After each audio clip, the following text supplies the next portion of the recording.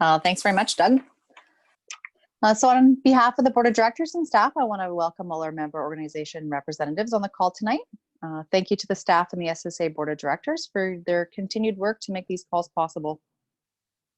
Also want to extend a warm welcome to Earl Cochrane from Canada Soccer. Considering his very long day, we are grateful to have you on the call with us tonight. So thanks very much, Earl.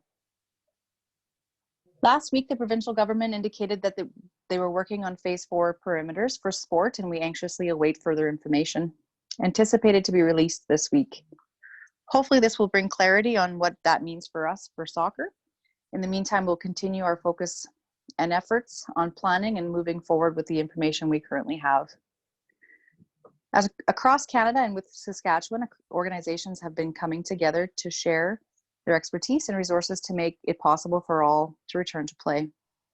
Within the Return to Soccer plan, we have assembled a depth of knowledge and related resources that will assist all members as they consider the development of local plans for getting back on the pitch. It seems like a long time since the suspension of soccer that was put in place, and tonight I'm very pleased and very proud to announce that Canada Soccer has approved the SSA's Return to Soccer plan. I want to thank Canada Soccer for the leadership and feedback to help us finalize that plan. I'm also very proud for Rahim for his leadership and the SSA staff for their contributions. We also want to acknowledge all others, including SSA members whose input and resources we have benefited from and who have contributed to the development of this plan. This was truly a collaborative process and we are very grateful, so thank you so much. Tonight we'll do a short review of the finalized plan and then we'll let Earl walk us through the Canada Soccer Assessment Tool. We invite your active participation tonight and we encourage you to bring forward any questions you may have so that we can have a thorough discussion tonight. Remember, before you return to the pitch, you will need to have completed your own local plan, so ask questions tonight while Earl is available and so that others may benefit from the discussions. As a final note, we are anxious to get back on the pitch, but we must continue to undertake all the necessary steps to ensure our safety of our participants and our community. Once again, thank you for joining us, and we continue to value your feedback and commitment to the game. With that, I'll turn it over to Doug, and he'll take us through the agenda tonight. Thanks very much, Lisa. Just remind people, if you joined us late, to mute yourself to ensure we have good sound quality. If you're in an area where your sound quality is not ideal, then please ask your questions through the comment box. Raise your hand to be recognized by myself or any of the other speakers tonight, and then mute when acknowledged, please. And then remember to remute once done. And if you can identify yourself and your member organization, that's appreciated. Reminder that the meeting is being recorded and so we can post it for later use. So thank you for that, and that's the logistics. As far as the agenda goes, Lisa's alluded to that. We're grateful for Earl tonight, and we'll have some questions and answers for Earl specifically, and then we'll let Earl go. Then we have some time for other questions and answers, talk about registrations and waivers, and member engagement opportunities at the end. So with that, I just want to acknowledge, as Lisa mentioned, there's a lot been going on the last 2 weeks. I believe that we're going to see a lot of change this next few days, this week for sure. We certainly hope so. Government has announced about schools reopening, not a lot of information yet, but that will certainly trigger many changes. Some of the sports in the province are working with the business response team, and we plan to be doing that very shortly and have received some approval for training, which is something we didn't anticipate last Wednesday when we spoke to staff support, but a few of those have been happening, so we're excited about that. Just finding some things about that today. We've heard unfortunate news, of course, the universities have canceled their fall programming, but we're really hopeful that we may be able to play some games here still this summer before the snow flies. But as Lisa mentioned, let's not rush to roll out programming. Let's focus on being ready and make sure we can get everybody back on the pitch when it's safe to do so. So after the presentations, again, we'll invite your questions and discussion. And remember, the questions you have help other folks. We really love to hear from you. So before we put Earl to work on a very late night, again, thank you, Earl, for joining us. I'll invite Rahim to give us an overview of the return to soccer plan. Thank you, Doug, and hello to everyone on the call. It's great to see so many of you there. You know, just over or just under 3 months ago, was it? Or just a little bit over. But the last 3 months have been challenging for everyone. And while it looked like soccer would be a long ways off, we're now starting to progress through some of the different steps and stages or phases. And we're getting closer and closer to a reality of where we will be able to return to the pitch in some capacity.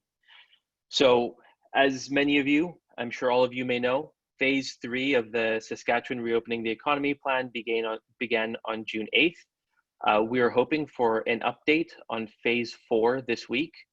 I believe last week they had made mention that they'll be providing further details this week.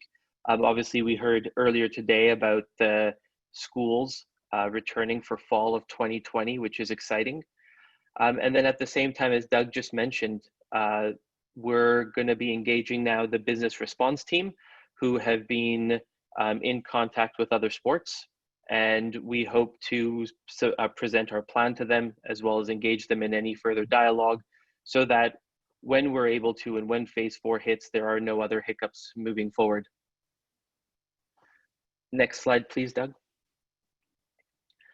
So we previously outlined on our last call 6 steps for resuming soccer. And for those of you that had reviewed the presentation, you'll note that one of the first 2 steps revolved around Saskatchewan Soccer submitting our plan to Canada Soccer for review.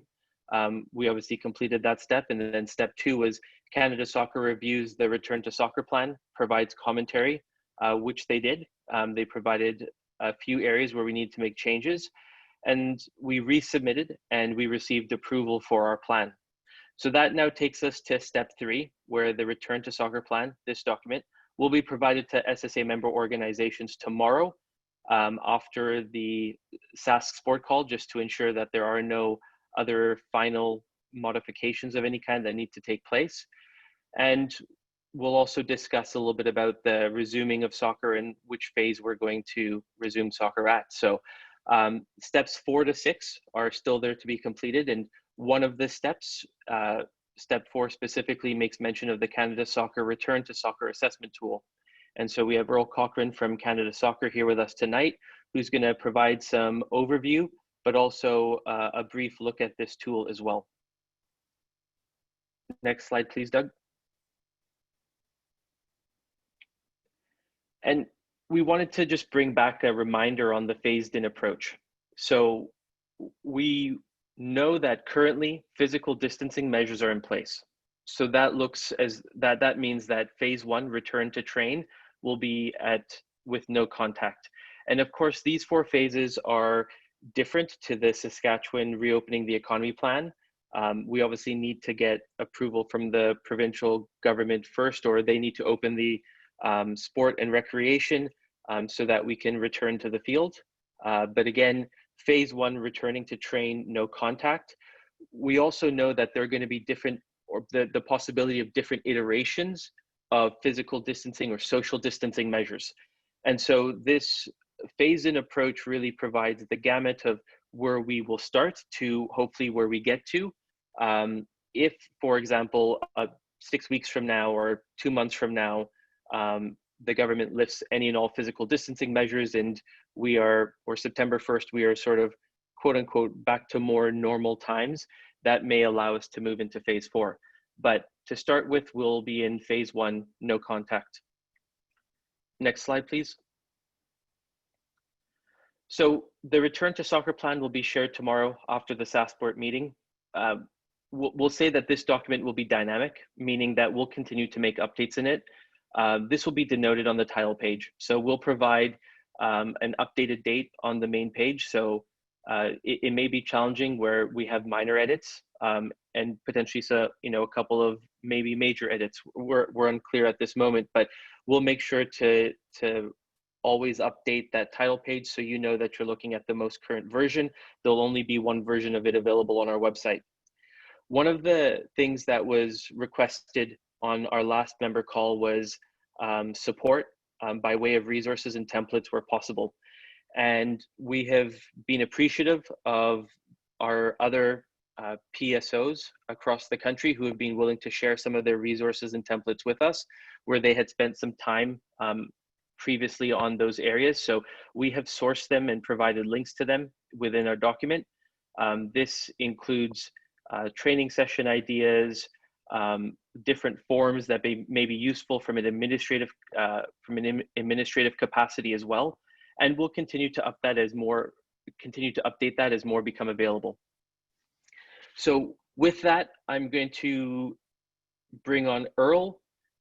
Earl is being instrumental in supporting all of the PSOs in getting their return to soccer plans across the finish line. His feedback and commentary was incredibly appreciated because it only helped to strengthen our plan. And we believe that all of you will see that in the details that are part of it when you see it tomorrow. So Earl, if you're able to unmute yourself, and welcome. Thanks very much, Raheem. And thanks to whoever dug out that photo. I appreciate it. I think as we've all sort of talked about what seems like forever, but it's been 13 weeks since we made the decision on Friday, March the 13th, to suspend all in-person sanctioned soccer activities across the country. There's been a lot of work that has gone into the point we kind of presently find ourselves, and I want to thank both Doug and Raheem and for the handful of calls that I've been on with the President's Forum, Lisa as well, for their leadership, not just in Saskatchewan, but across the country. You know, asking questions, creating documents, doing some heavy lifting for not just their members, but members right across the country. So just a thank you to you.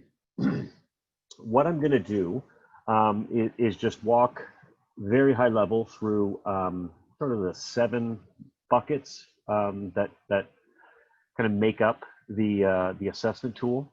But what I think I'd like to do is walk you through the actual assessment tool, and I'm going to try to share my screen if I can to kind of take you through a quick trip through it. I think when I highlight the 7 areas that the tool sort of identifies, areas that are potential mitigation opportunities for clubs and for organizations to sort of drive down the risk of contagion. It's going to sound far more complicated than it is. So as I walk you through the return to play assessment tool itself, you're going to see how just user-friendly it is. So let's just jump to the next slide, if you could. And Earl, just let me know when you want to share screens, and we'll deal with that. Thanks. Sure, not a problem. So what I'll do is I'll probably just take you through these next 3 slides, and then I'll just pop up the screen and see if we can just go through it relatively quickly. So the 7 areas that the tool itself focuses on are sort of as follows. It asks some key questions about whether people in your organization who are responsible for creating your plan or organizing events and activities have a solid sort of understanding of COVID-19. What we found in the early returns from the 4 or 5 provinces that have started using the tool is that the vast majority of people do have a solid understanding. And I think that's probably credit to the feds, the provinces, and the municipal health authorities and governments who have done a superb job in keeping the constituents sort of informed as to what's going on. The second piece to it is about emergency preparedness and emergency response, just how capable you are or how well you've planned and thought through what should happen if someone gets sick, or if you've got a little bit of an outbreak within your club or your region. I'll talk a little bit more about that after I've walked through the tool, because we did create a document that talks about a response plan, and then it's been shared with the provinces.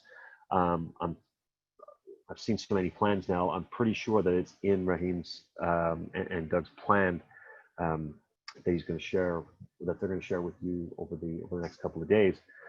But I'll walk through that in a little bit more detail because it is a key piece. The third bucket is sort of stakeholder partner coordination. Talks about collaboration with your health authorities, collaboration with your governing bodies, municipality, local groups, facility ownership. Have you thought through the coordination of how you're going to deal with those third-party bodies?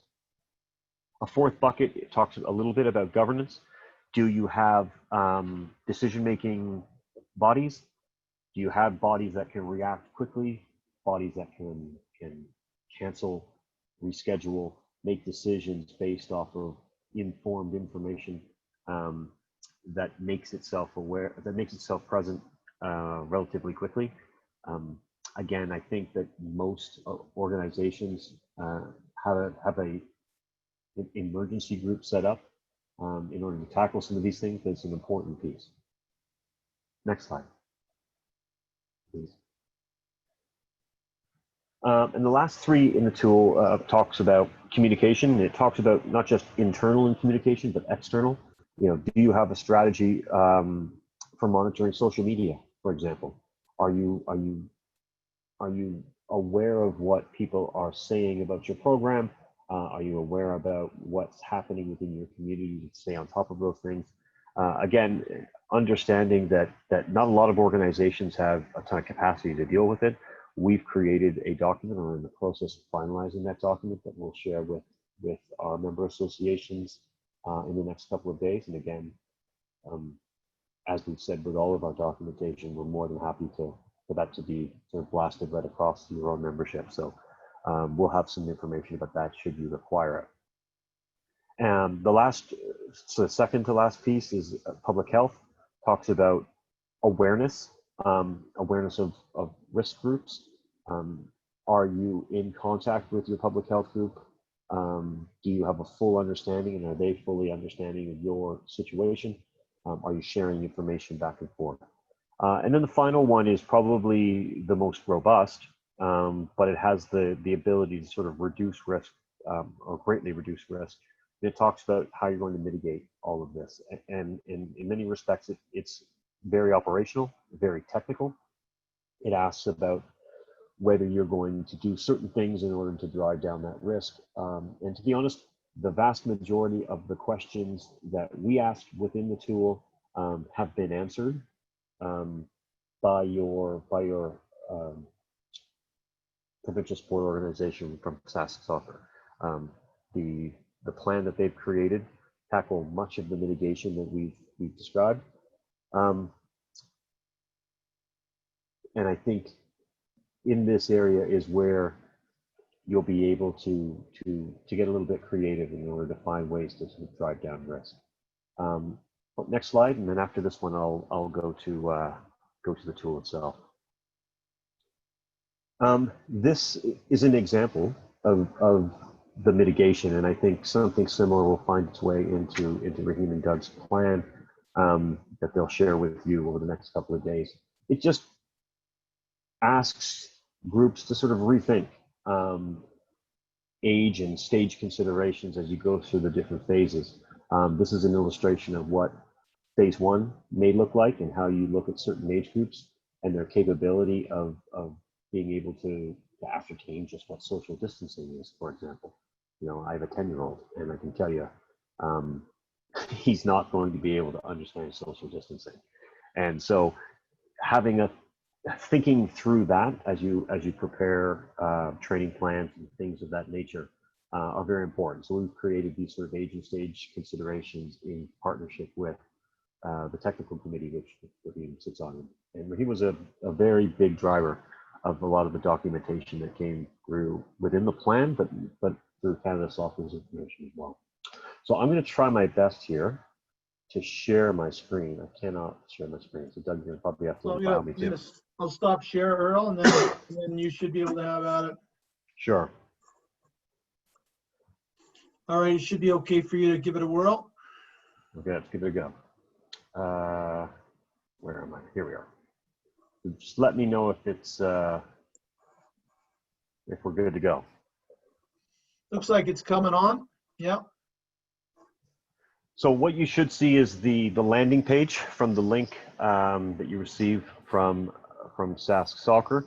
I'm going to be operating off one of our development pages, so I can sort of play around with it, and it won't do anything to the data. As I said, we're live in 3, 4, maybe 5 provinces now, and we've been receiving these assessments back.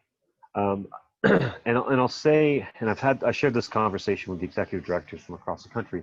I think the approach that Saskatchewan Soccer is taking is the most prudent one.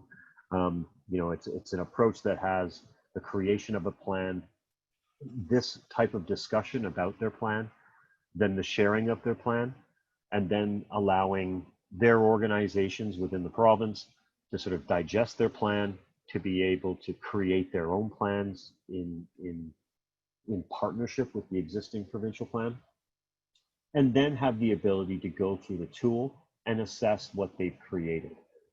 What we found is that some situations where the link has been shared too soon and there hasn't been enough time for organizations to sort of digest everything, it becomes a little bit of a race to get through the tool. And that's not what it's intended for. You know, its intention is to really provide an opportunity for you to self-assess, for you to evaluate what you've created, make sure that you're doing the right things, and perhaps even provide 1 or 2 or 5 different opportunities for you to sort of further mitigate the risk of coming back to play. If it does that, then it's done its job. What we've also said, and I'll just sort of start and click and talk at the same time. What we've also said is that given the risk involved in coming back, or given the conditions, maybe is a better way to put it, in most provinces that are now starting to come back, in many respects, the worst case scenario you're going to find yourself in is a sort of high moderate if you're not doing anything. So the goal is ultimately to drive down your risk to a point where you're in a sort of low to very low category. And I think as I walk through the tool, you'll be able to see that that's not an onerous job. So it takes you into this sort of terms and conditions page. Terms and conditions page is really just an outline of the fact that this is a guideline, and this is a tool to be used. It's not an exhaustive list by any stretch of the imagination, and it is ultimately both the participants' responsibility as well as the organization's responsibility to make sure that they're doing everything they can to lessen the risk. After you've read through that, you click into 4 basic questions, and in order to get through the tool, you have to answer affirmatively all 4 questions. It'll ask you whether your provincial or territorial government will be starting, or permitted you to start up within the next 2 to 3 weeks. It will ask you whether you've read the plan that the provincial association has provided you, that you've read and agree to follow that return to play plan and the recommendation and guidelines within it. And then an acknowledgement that depending on where you are in province or territory, that insurance coverage is in all likelihood not provided. Once you've done that, and as you can see, it won't let you continue without saying yes to all 4. Once you've done that, it takes you into the next page where you're going to provide your club information. Now I'm going to see if I usually surround myself with much smarter people than me to be able to help me through this. So I'm going to pick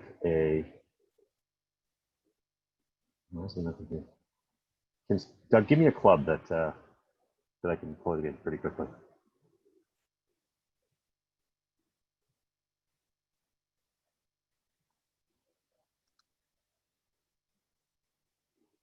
Sorry, Earl, forgot to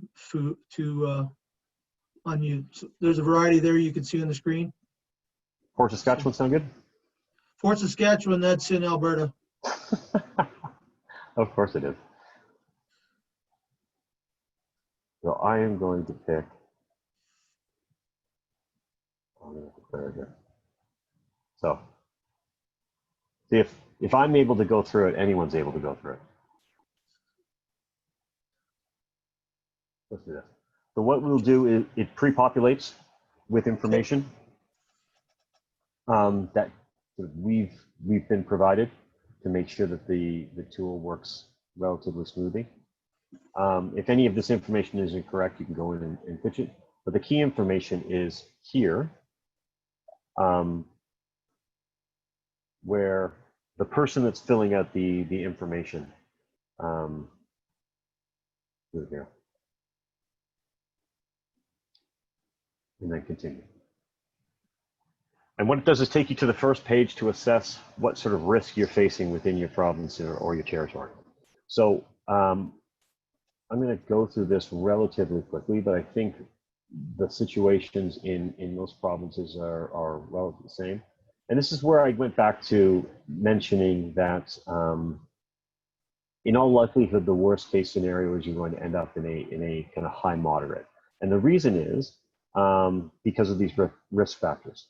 You know, in all likelihood, you're going to have a 3 out of 6 in most situations. You're not going to be having significant numbers of participants over the age of 65. You know, you're not going to be having contact in close proximity based off of the restrictions that the provincial government have placed and that the plan has indicated.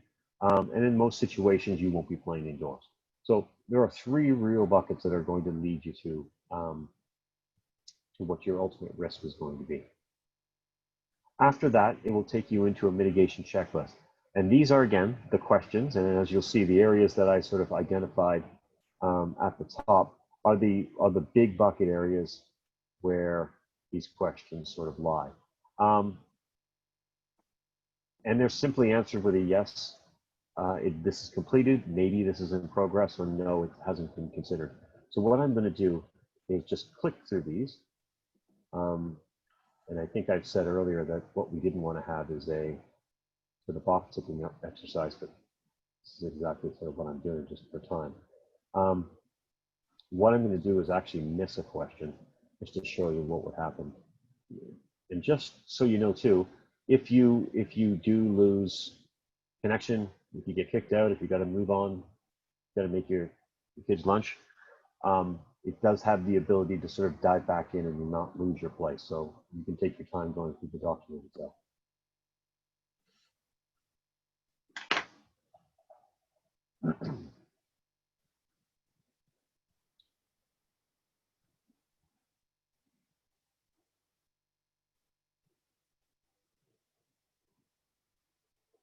In Doug's favorite section, governance.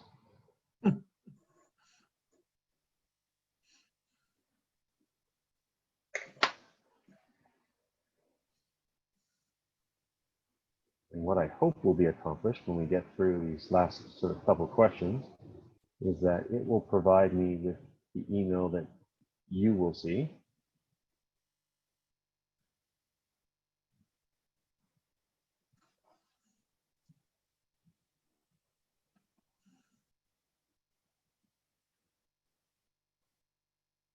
And as you can see, I'm in the mitigation section, so it's the longer one.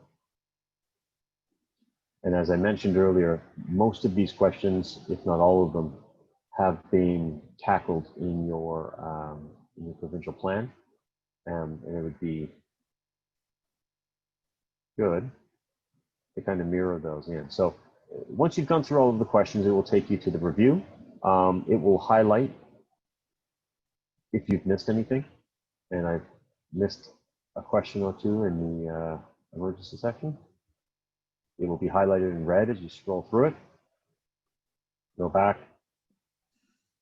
click yes, scroll down to the bottom, continue, and it should tell me that everything is okay. Submit it.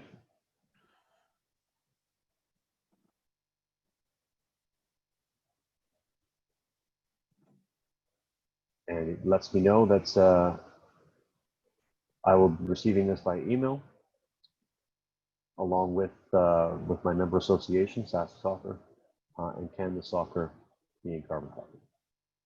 And that takes me back to the beginning. So if I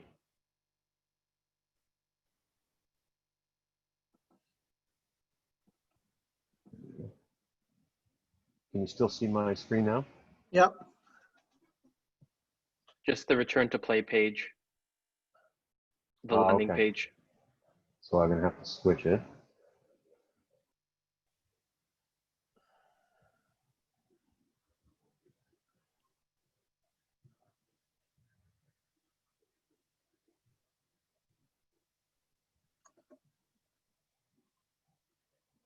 So hopefully you can see my screen now. We can. And it should be the email. Yep. So what you will receive is a message from Canada Soccer and Saskatchewan Soccer talking about your risk assessment. It's in the moderate area, and to be honest, I don't know what I clicked as I went through it, so to a degree that's irrelevant right now. But what it will say within the email is that you did receive a moderate, and it would be valuable to sort of further dive into the assessment.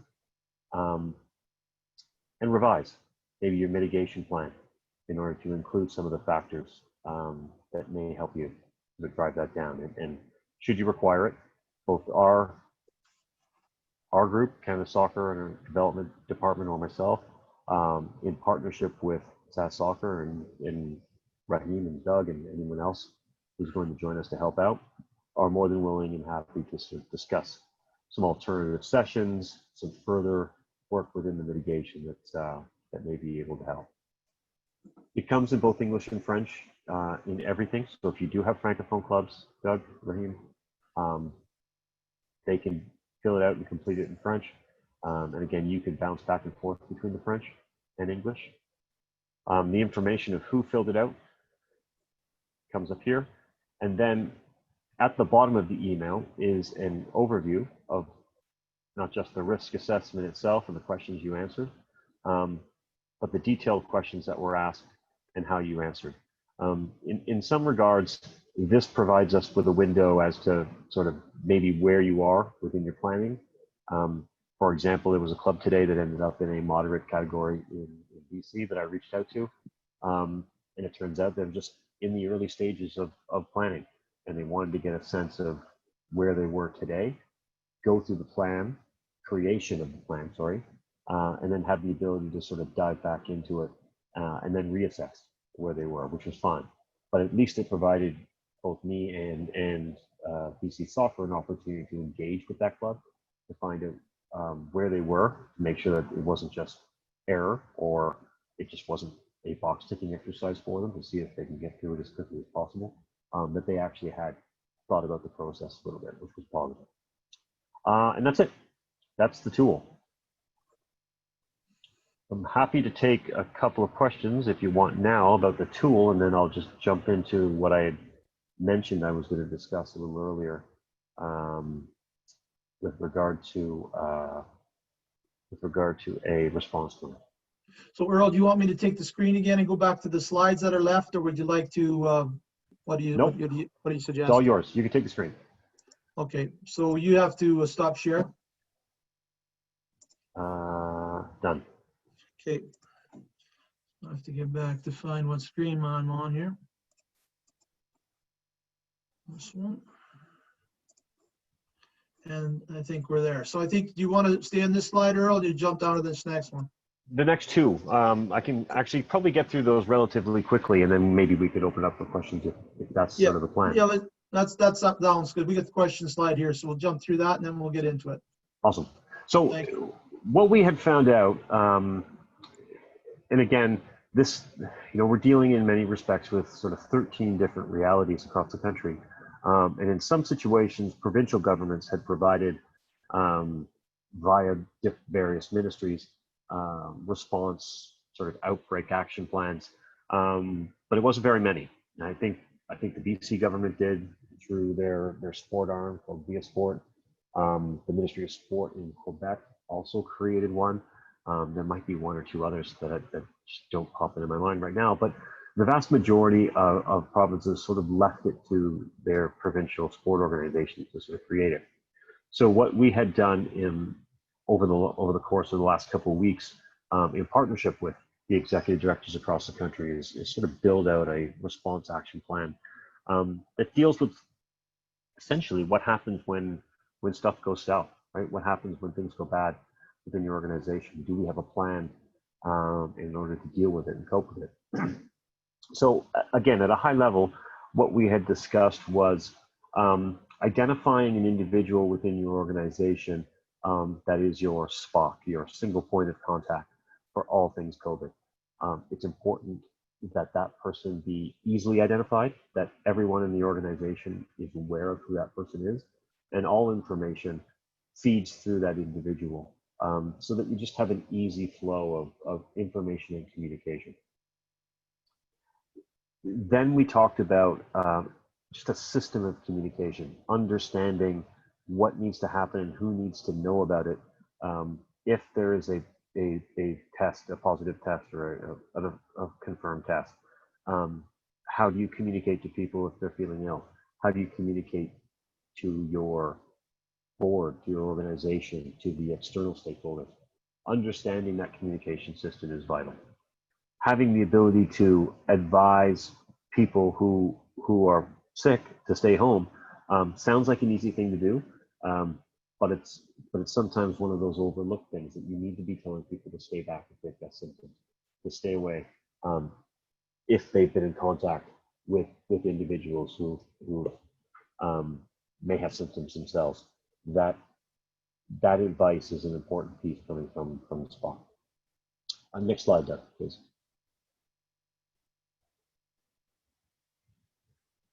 And then at your club activities themselves, at training sessions, if people are showing signs at your clubs, you need to have a plan to isolate them, to be able to separate them from the group. If you do have someone who shows signs or ends up becoming sick at one of your training sessions, the ability to contact trace where they've come from, who they've come in contact with. And again, this is an important piece for the single point of contact to be able to identify those individuals, to be able to share any information that public health may want to know about. Then a plan about cleaning and disinfecting, understanding all of the areas that contact points may come up, understanding a regular cleaning schedule, understanding how at ingress and egress you have stations in order to both disinfect and clean people at entry and exit points is important. And then finally, the ability to have a relationship with your local health authorities is important. Having, again, that single point of contact, be able to establish some rapport and collaboration with local health authorities, be able to share information, always, of course, with privacy at the forefront, but be able to share information both internally and externally with health and members about close contacts and how to share that information across multiple platforms is important. So that's all I wanted to talk about today. Happy to take some questions.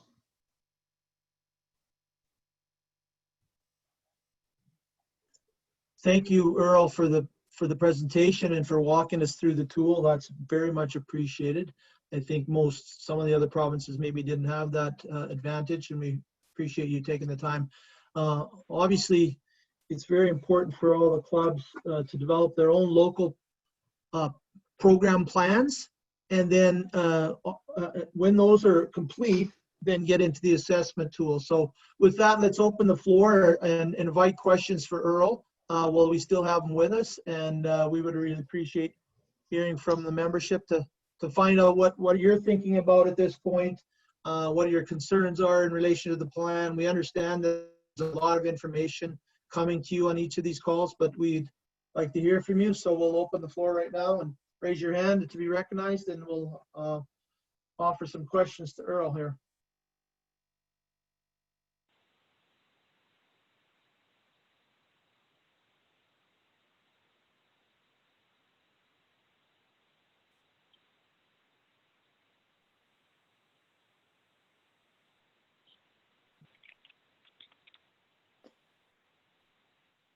That's a testament to just how thorough I am, Doug.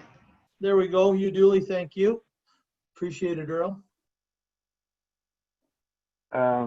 Just a question. Will the CSA have sort of numbers of players that should be on a surface by size of surface?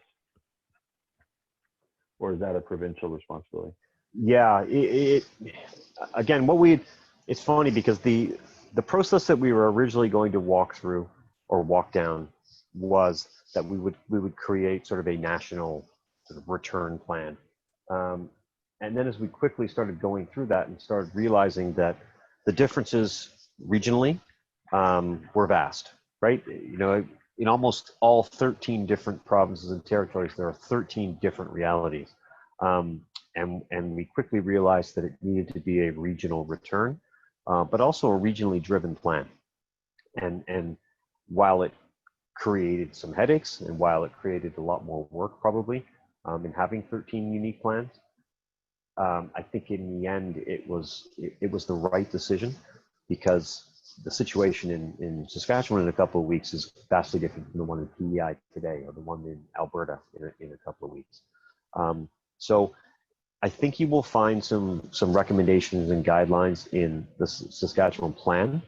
I think whatever your province indicates in terms of mass gatherings and in terms of the number of people is sort of how we viewed a field. So the number of people that were allowed or permitted to be on a field at one time should be equated to what your provincial government was saying. Or restricting from a mass gatherings perspective. Thanks, Earl. Raheem, do you want to add anything to that? Yes, sure, Doug. Hugh, a lot of it is going to be tied to specificities around the local parks and recreation. So for example, in Saskatoon, I believe they're going to want any organization renting soccer fields from the city to have a plan of some kind, or a return to soccer or return to sport and some type of COVID mitigation plan in place. They're probably going to be the respective organizations that may help provide limitation, but you're also going to have the max capacity gatherings allocated by the provincial government as well. So in your situation with a specific building, it may be a little bit different, but that would be just a general synopsis of what our max capacities are at this specific moment. Invite other questions. Is any member organizations really concerned about developing their own local plans, using the SSA plan as the framework, but building the local pieces into it? Be interested in hearing on that. While we wait on that, Earl, is there any other frequent questions you're hearing, Earl, on these calls that you've been through with another number of provinces that maybe we should think about? Not really. I mean, this is the first, while we suggested webinars would be a great idea for membership, this is the first one that's actually taken place. I know that okay. I have Alberta tomorrow and then BC on Thursday. And then Ontario, I think, is happening kind of maybe on Friday or early next week. So this is sort of the first group that we're going through from a webinar perspective. Okay. Again, just what I'll say about the tool itself is its value comes from actually evaluating a plan that you've got, as opposed to sort of using it as a box ticking exercise. That's not the intention. So you need to do the work locally before you get into the assessment plan. Within our plan, we'll talk about we want very low scores rather than moderate high scores before people proceed. I see Tyler has got his hand up, and then Hugh Morris, I think you had your mic on a second ago, but so Tyler, we'll go to you. Thanks, Doug. Just a question for our member organizations. Are we to look at building in our indoor program into this, or is this looking just to get us up and running to get outdoors? Usually for us, in July is our time we usually start planning our indoor. And so just wondering what the thoughts are on that. Thanks. So the government is contemplating, of course, the phased-in approach dealing with the summer season first, right? And they're just starting with the announcement of schools starting to contemplate what will happen in the fall. So right now we're only considering this in relationship to the outdoor season. And we will obviously have to do additional work depending on what the government says on the indoor. Earl, do you have any comment on that from your perspectives, from Canada Soccer perspective? No, I mean, thinking about indoor, makes me shake a little bit because we're just going, Yeah. we're going through these 13 sort of different realities just to get people on the field outdoor. But having said that, I don't think it's a bad idea as you're starting to build the plan in relation to what it is outdoor, in all of your sort of regional and local realities. It's not the worst idea to start thinking about what a plan for indoor might look like, almost prognosticating sort of what the provincial government is going to do and how you might sort of integrate what the outdoor plan looks like into an indoor space. Just start thinking and getting ahead of that plan as opposed to sort of waiting for the government to sort of come out and give you sort of that information might be valuable. I think one of the lessons we all have seen, from everything across the country is this is a very fluid situation and things happen relatively quickly. There have been jurisdictions across the country who have thought they are months away from coming back, only to find out, at 5 o'clock on a Friday night that Monday they're opening certain things. So I think getting ahead of things and planning and thinking about what things are down the road is never a bad idea, in my opinion. Yeah, this exercise will equip us a little bit better. So this next go round, hopefully it'll be easier, but indoor is a different beast than outdoor for sure. So Tyler, I just want to check in with you to see if you have other questions, and then we'll go to Hugh Morris and then go to Kevin Wagner up in, sorry, it's just Wagner. It could be Wendy or Kevin, but we'll go to Tyler and then to Hugh Morris next. That was all I have for now. Thanks for answering, you guys. Thanks, Tyler. Hugh, do you have a question there? Sure. Thank you, Earl, again for very in-depth and a very nice way of putting the tool. We do have already with our club, President, we've met with the city and we've had to put together, because we have a one venue training facility, we've already had to submit a plan such what you were talking about, Doug, about entrance in, entrance out. We've had to purchase just recently over $1,000 worth of disinfectant and cleaning aids, and how we're going to control the field. So that we've got underway already. But my question is, Doug, and to Earl, well, I guess more to you, Doug and Raheem. There are starting to come rogue clubs or rogue academies popping up now around the city, and I was watching one last weekend actually. Where kids are out on the field and there's no toolbox no tool is being exercised. Kids are out there playing. What can we do about that, Doug? What can we do? What's the plan for that? Well, the reality is we can't control what people that are outside the system do. And the reality is you as board of directors and organizations have liability concerns and readiness concerns to prepare for.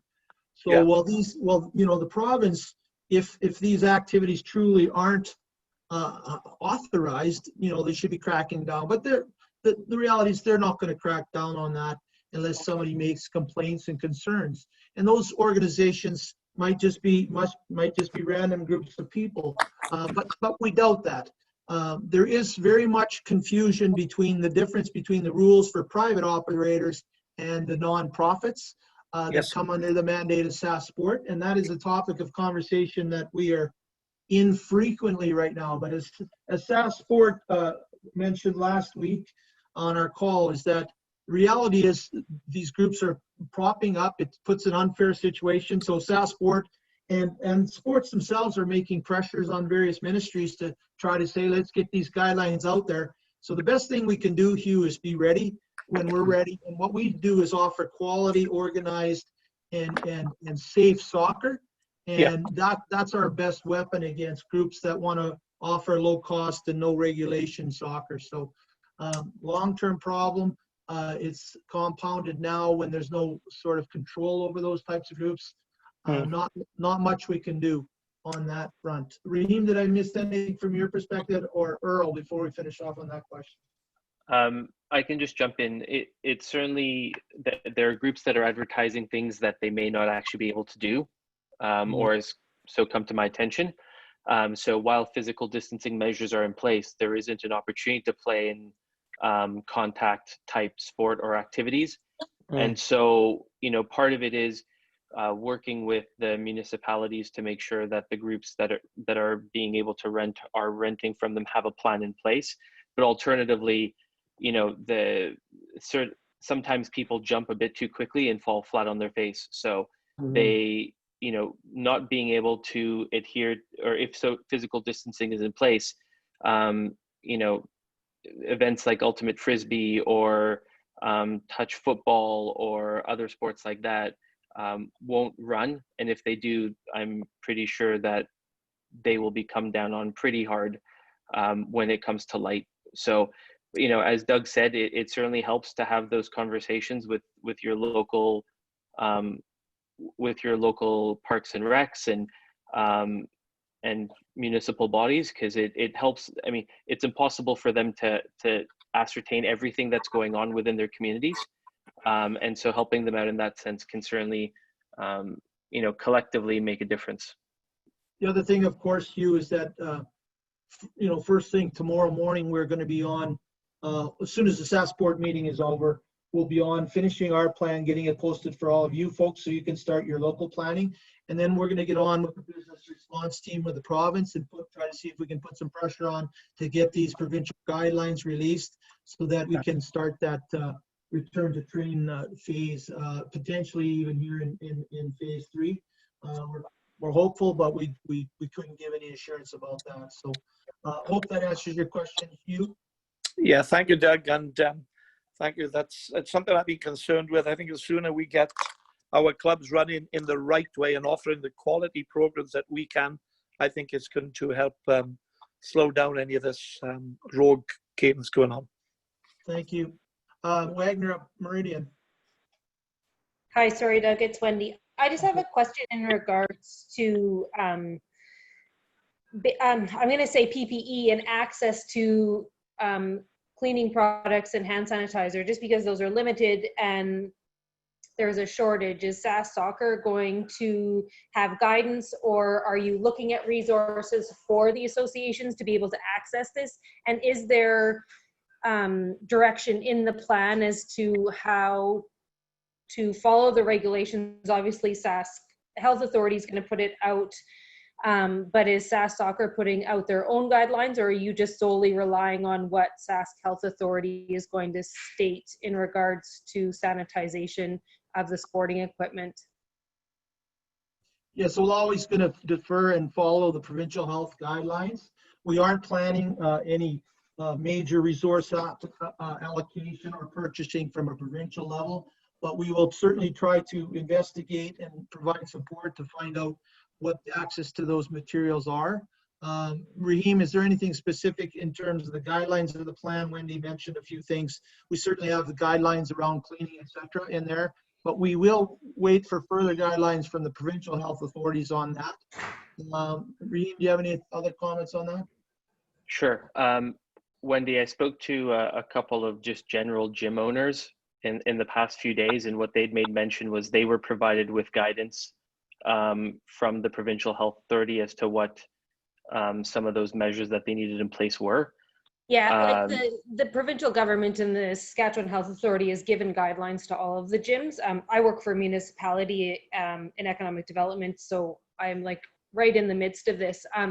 It's just their guidelines have a tendency not to be specific. So I'm just wondering if you're just going to solely follow those Saskatchewan Health Authority guidelines, or if you're going to kind of top up their guidelines in order to meet insurance regulations for programming moving forward, I guess would kind of. Yeah, no, it's a great question. And thank you for asking it, because it's certainly great that we can address this with many of our members, because they may have similar concern. In the Return to Soccer plan that we'll send through to everybody, I think you'll see some additional information on the considerations organizations can take, coaches can take, parents can take, players can take, and even for referee training, to ensure that we're gonna, we will meet and exceed that reasonable person's test. Because while we don't want to think along those lines sometimes, it is really important that we do what we can, because I think the worst thing that, and I'm sure everyone can agree on this, but the worst possible scenario is that there is an increase in the number of COVID cases and transmission occurs within your organization. And so some of the, as you can see on the screen, for example, some of the age and stage considerations are, for example, to help with some of that mitigation. So the idea that, you should have a parent or a guardian or sibling on the field with a child at a younger age helps to ensure that social distancing measures are in place. And for an athlete, some of the guidelines are things like a recommendation to bring a large clear Ziploc where you can put your water bottle and tissues and your hand sanitizer. One of the pieces of feedback we received from Canada Soccer was also to make sure that, when you go to a practice, everyone dumps their bag in the exact same place. Well, we won't be able to do that now. So it's also keeping that consideration around making sure that there are spaces that are somewhat socially distanced where everyone can put their items that they bring to the field. So I believe you will find some very helpful information to set your organization up for success. Okay, no, that's perfect. Yeah, I'm looking for more direction outside of what the Saskatchewan Health Authority and what a municipality would be giving for direction as well. I definitely think you'll find some of that, and if not, then please don't hesitate to reach out and we can continue this conversation. Okay, thank you. Thank you, No worries. Wendy. Thank you, Wendy. Earl, anything from you on any of those questions? No. I think Raheem answered them perfectly. Thank you. And Wendy, your hand is still up, so you have another question? No, I'm just lowering it. Okay, thank you. I have a question in the chat box here. Okay, thank you, Nicole. Mike Gramiak from Eastside is asking, is the plan released tomorrow the same as the plan that was presented 2 weeks ago? He says it's hard to answer the questions as he's not clear which plan it is. So the plan tomorrow will be a new plan, but the vast majority of it is the same. We presented the plan that for the most part you folks have seen with some amendments. Then we had feedback from Canada Soccer, and then we've also observed some other plans coming out from other provinces. So we've fine-tuned the plan. We've also added a lot of resource links into the plan and various resource materials. So the plan is evolved quite a bit, but the vast majority of it, sort of the philosophy of it and the major steps of it are still the same. Would that be fair to say, Raheem? Yes, the vast majority is the same. There are some definite amendments, and Nicole, the one part I wasn't clear on is what the specific questions that need to be answered right now. Mike, do you want to clarify on that? Yeah, no, so it was just my comments towards Doug, his remarks about how feasible local organizations felt they were going to be able to roll out their own return to play plan. Okay.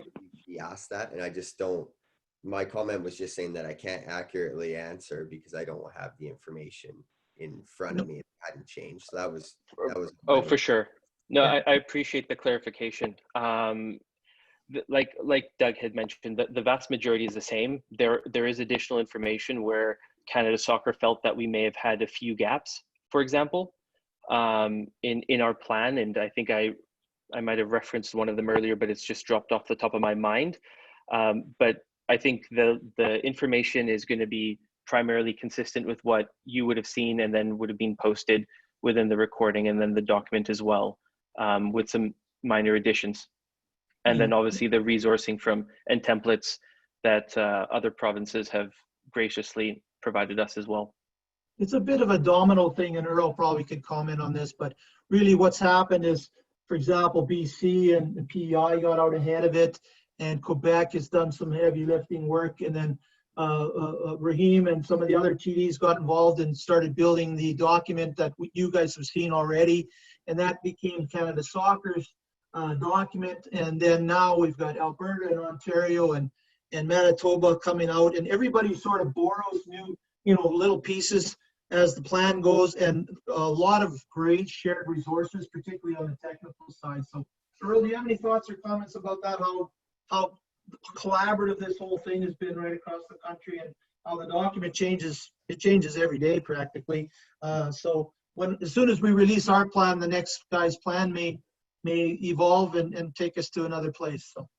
No, you're absolutely right. And one of the things is we went through all 13 provincial and territorial plans as a review panel.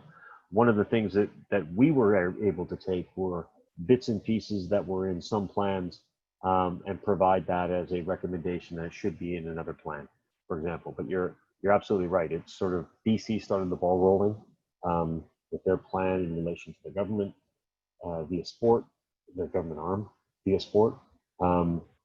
And then it was PEI, and then the ball just continued to roll, and layer upon layer kept getting built upon each consecutive plan. So it's been a very collaborative process. It's ultimately going to mean that everyone's plan is going to be constantly upgraded and changed, which is a very positive thing in my mind. And so just before Jason gets in, I'll just make a comment. Again, our plan, the reason we haven't released it is we were waiting for a Premier's announcement today. We hoped we'd hear more about sport today. We didn't hear that. Staff Sport may have new information tomorrow. So by 11 o'clock, we may be adding or rewriting some sections of the plan before we release it to you guys tomorrow. Jason Jones, you're up. You might be muted still, Jason.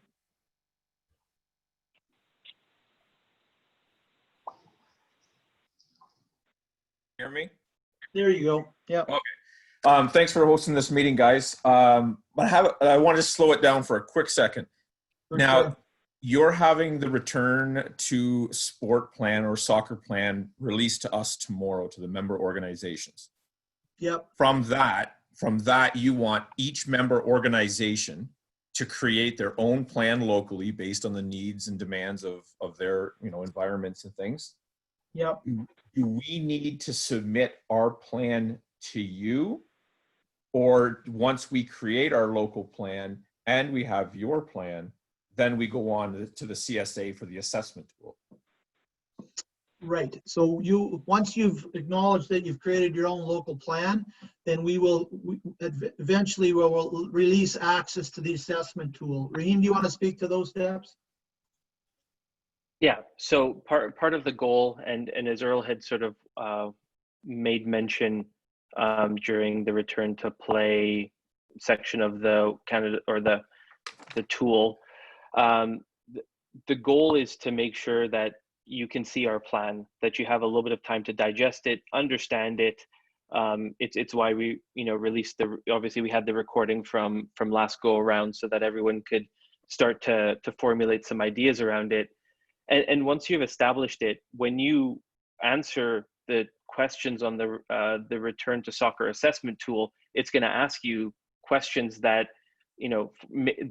I can't think of one right off the top of my head, and Earl, you can certainly interject, but it may say, do you have a point of contact in your organization designated should you have transmission and you need to be able to communicate out to your membership and local authorities? If you're clicking yes and you don't have a plan, then, or if you don't know who that is, then that's not the right answer. And so you're putting yourself, sorry, Raheem, and you're putting yourself, of course, and your organization and your membership at risk. And so that's where a lot of the information within our plan, some of the key considerations around age and stage, the demarcation of starting in phase 1, which is return to train, no contact. Those are all helpful elements, as well as the organizational considerations, because the facilities that you use may be very different than the facilities of Queen City, or the facilities of Swift Current, or the facilities of Yorkton. And based on additional criteria that may be needed in place for moose jaw and moose jaw facilities, you may need to add that into your plan. But there are a series of considerations that you need to have, such as, when you are structuring, and you should have in your plan, such as when you're structuring a practice, is there a buffer time of 15 to 20 minutes? And does that allow for people to leave the field and enter the field where you don't have a bottleneck? Because a fenced-in field, for example, or a fenced-in schoolyard that you may be using may only have one gate that you normally use. So it's making sure that you're not creating a bottleneck by which there's a large number of people in a small area, or you have a consideration around updating the lightning policy so that you potentially cancel all practices in an evening where that there's a system coming through. So hopefully that answers it, but you'll get our plan. You need to review it, create one that can outline your operation, so to speak, so you're able to answer those questions on the Canada Soccer Assessment Tool. And if you do have one, you should be able to answer all those questions and come out at a potentially a low risk.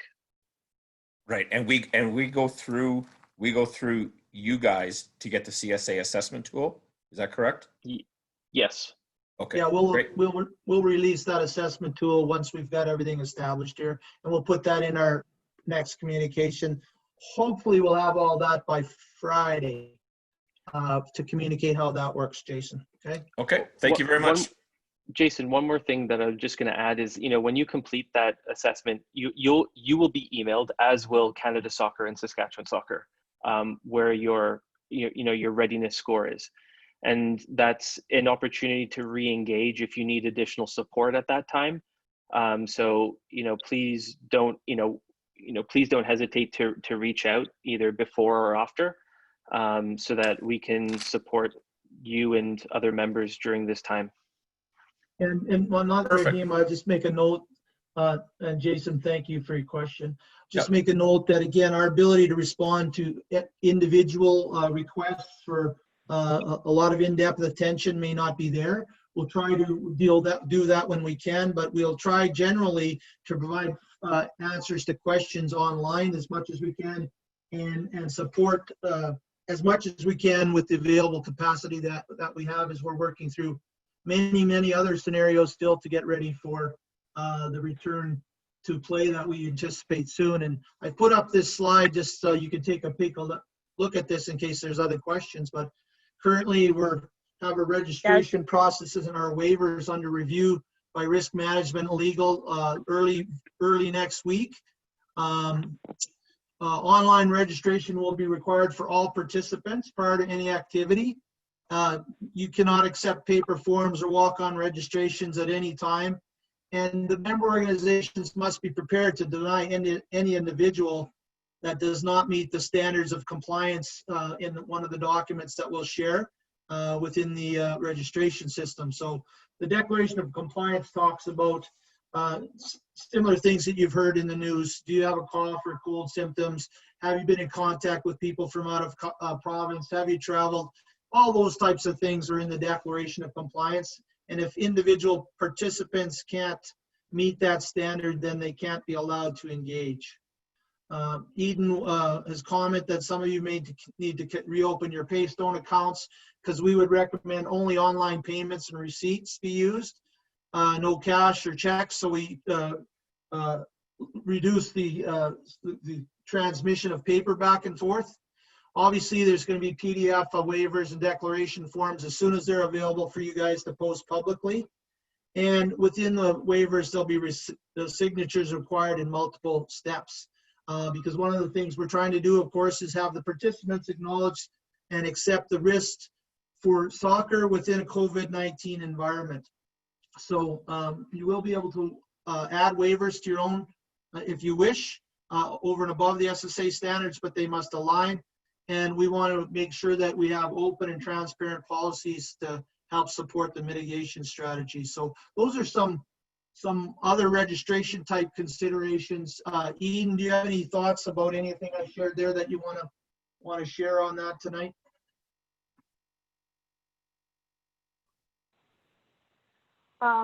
Nicole, did you have someone with a question before I go on?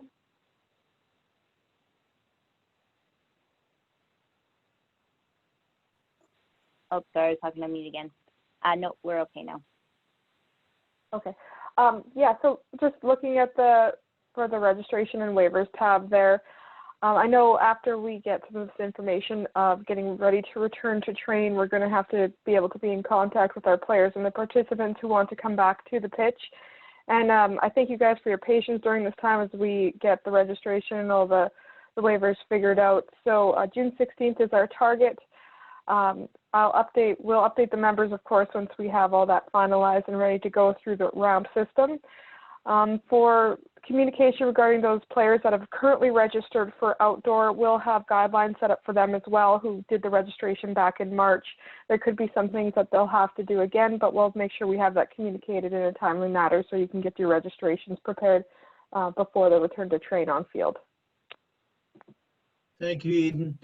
And we'll just let that settle for a minute, but reminder that we're about 10 minutes or 13 minutes before the 90-minute mark. So Earl is available and it's a late night for him. So let's use Earl while we have him still awake here. He might be putting on his pajamas as we speak here, but we're grateful to have Earl on. So if there's other questions for Earl, let's shout them out. And very grateful for Canada Soccer's leadership. In particular, this assessment tool is an incredible tool.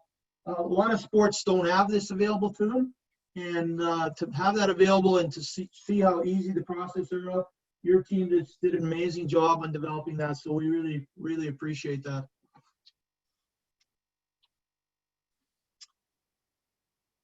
Other questions for Earl before we let him go to sleep? Earl, any comments from you then?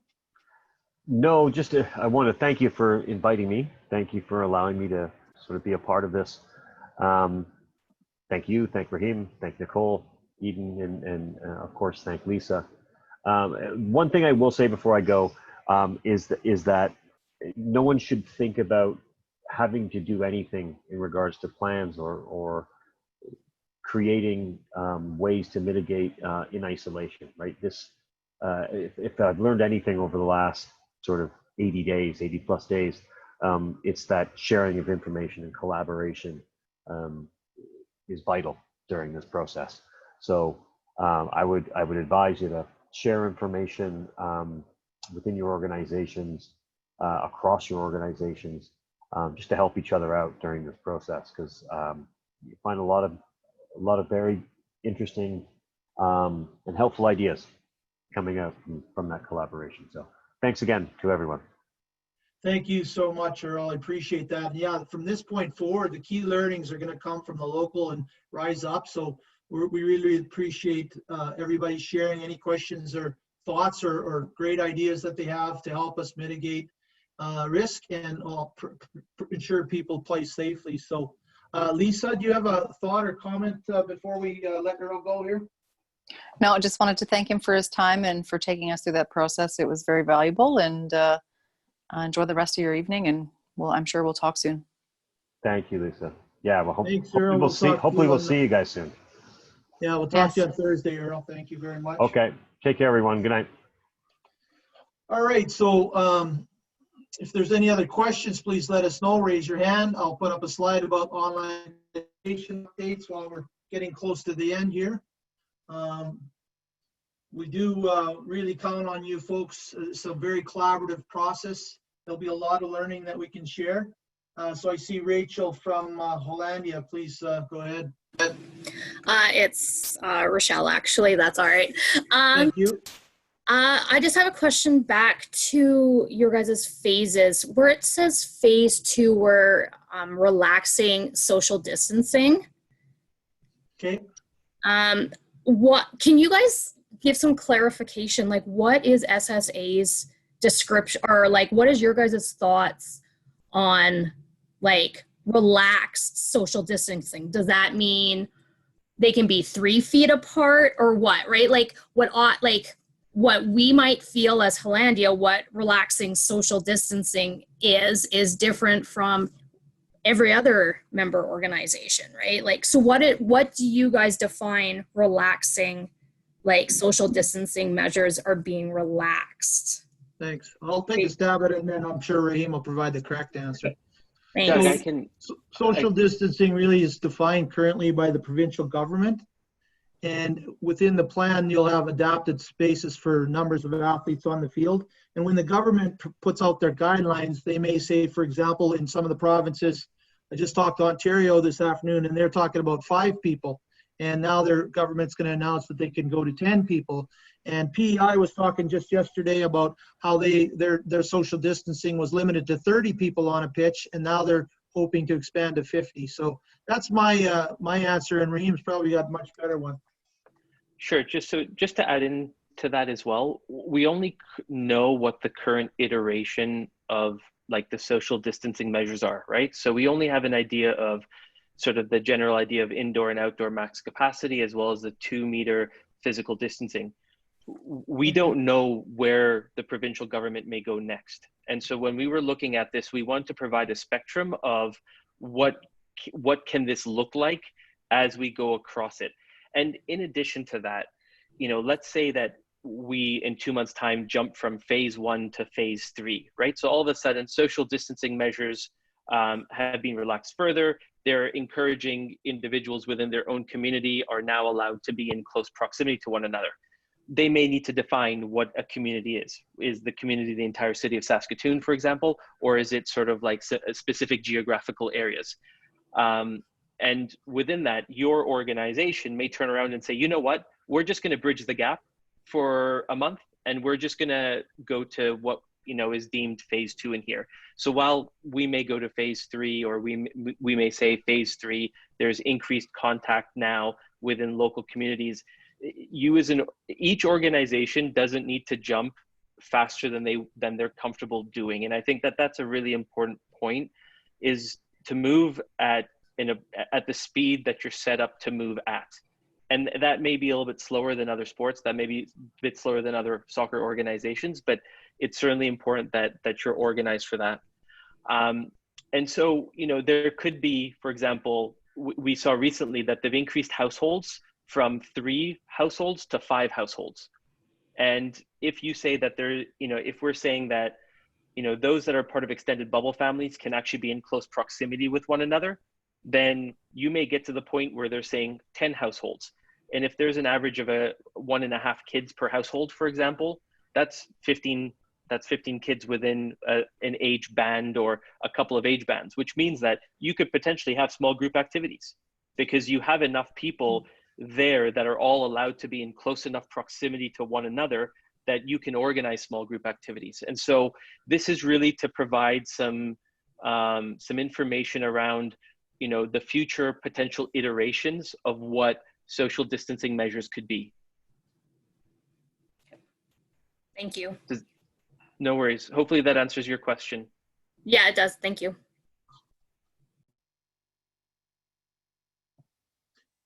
I'll just jump back down to the end here, put these opportunities coming up there's one tomorrow, one a week from tomorrow, etc. So we're still trying to do what we can to provide those opportunities, keep people engaged.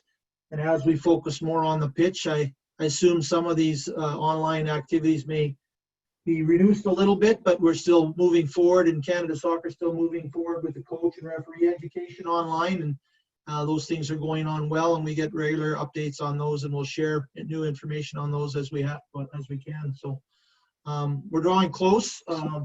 Offer last chance to the membership for additional questions, and then we'll start to wind down the call, and we'll be up bright and early tomorrow working on this stuff, and hopefully we find out some good information from the province and Saskport potentially, and we'll communicate the plan. We'll go out tomorrow regardless, and then if we get new information, we will update as quickly as we possibly can. Eden will be coming out in future communications with more information on registration and waivers and those types of things. So we do ask for your patience. Some of these things we are obviously working very diligently to make sure that you're well equipped as we can. And we do ask you all to share your learning, share your resources, share your questions, and we'll continue to work through this together. If we need more calls or more frequent calls, we'll also consider that. But at this point, our next call is scheduled for June 23rd, and our communications will continue on Friday afternoons as they have been for the last little while here. So I don't see any other hands raised. So with that, I offer thanks to everyone for being on. Raheem, did you have any final comments?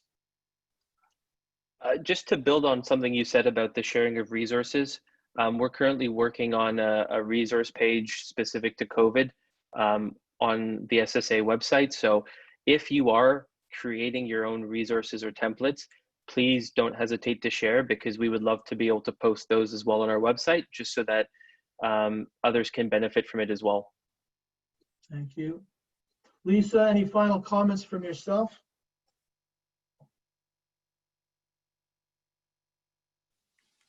No, just other than thanks for everybody's participation tonight, and for staying engaged again in these important calls, and you know, making this an easier process for all of us.